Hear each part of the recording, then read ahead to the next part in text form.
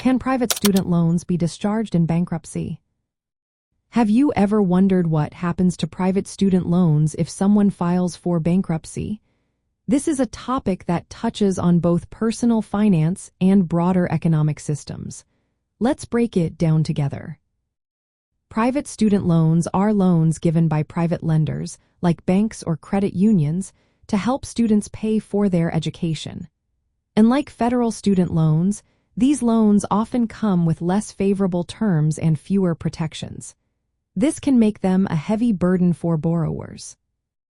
Now, let's talk about bankruptcy. Bankruptcy is a legal process that allows people to reorganize or eliminate their debts.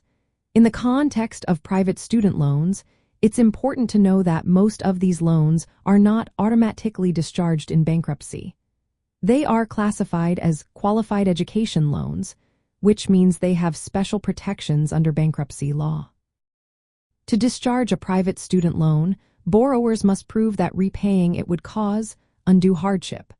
This is not an easy task. It requires filing an adversary proceeding in bankruptcy court. The borrower must show that paying the loan would prevent them from maintaining a minimal standard of living for themselves and their dependents. However, there are some exceptions. If a private student loan does not meet the criteria for qualified education loans, it might be easier to discharge. For example, loans taken out for non-qualified educational expenses or loans from unaccredited schools could be treated like other unsecured debts. This means they might be discharged more easily in bankruptcy. From a socialist viewpoint, the challenges of discharging private student loans highlight issues of economic inequality and access to education. Socialism often advocates for free or subsidized education, which could reduce the need for private loans altogether.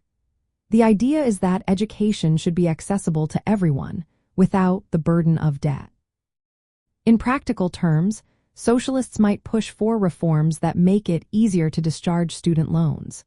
This could include advocating for changes in bankruptcy laws or promoting free public education. Community support initiatives could also help individuals struggling with private student loan debt, offering financial counseling or legal assistance.